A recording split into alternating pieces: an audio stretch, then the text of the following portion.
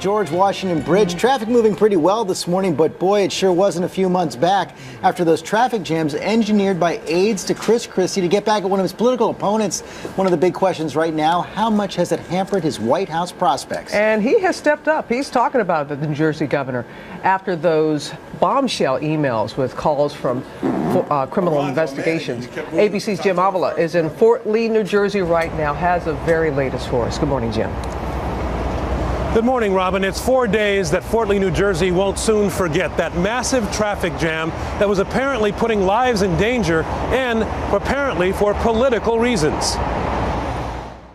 Looks like there might be a tie-up. This town in the shadow of America's busiest bridge, the George Washington from New Jersey to Manhattan, paralyzed by the simple closing of 2 of 3 approach lanes, a few cones that backed up traffic through downtown Fort Lee day after day, in what now is clearly an act of political retribution by the high-ups who report directly to Governor Christie. This puts at risk people in the community of Fort Lee. In fact, in a letter from the director of Fort Lee Emergency Services obtained by ABC News, the mayor is advised of 4 separate incidents that week where first responders were delayed by the man-made traffic jam, including one in which a 91-year-old heart attack victim died after paramedics were delayed due to heavy traffic. It's disturbing to find out that people that are supposed to be protecting public actually impaired public safety. How did this happen? Emails from Governor Christie's friend and Deputy Chief of Staff implicate revenge politics. Just after the Democratic mayor of Fort Lee declined to support his Republican governor for re-election, this email was sent.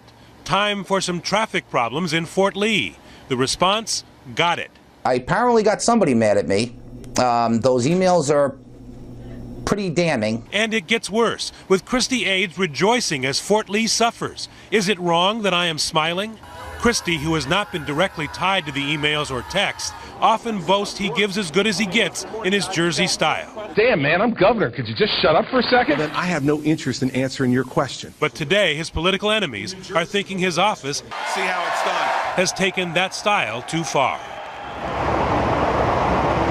In a statement, Governor Christie said that he was misled by staff and that they will be held accountable. But so far, no firings. We should learn more about all this today at a hearing in the state capitol where the star witness is scheduled to be one of Governor Christie's key aides. George? Okay, Jim, thanks very much. Let's bring in our political analyst, Matthew Dowd. And Matthew, let's start out. Put this on the political Richter scale. 1, it's a 2-day story. He shrugs it off. 10, he can't run for president. Where does it stand?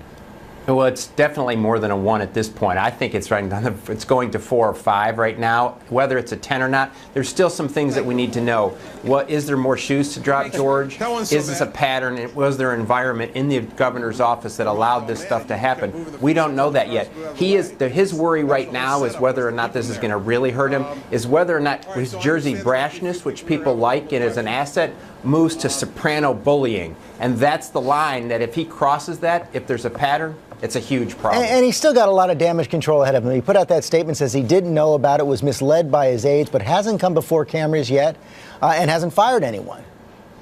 Well, I think he needs to do something really quick today. First of all, he has to fire someone or someones. Obviously, the course of those emails show that somebody was involved and did a very wrong thing in the midst of it. So he's got to fire someone. It has to happen today. And 2, I think he needs to get in front of the cameras today and be totally transparent. I think one of the things he should do is release a bunch of emails from a bunch of different things. The worry I think his administration has is not only is there more here, but is there other stories that this kind of thing happened before? Not only was there a Fort Lee Bridge problem, but is there other problems that we don't know about? Well, that's always the problem, and now you've got these calls for a criminal investigation. Everyone's going to get lawyered up right now, and the big worry, of course, for Christie would have to be if some kind of an email or testimony comes out and says that he did know about this or did direct it.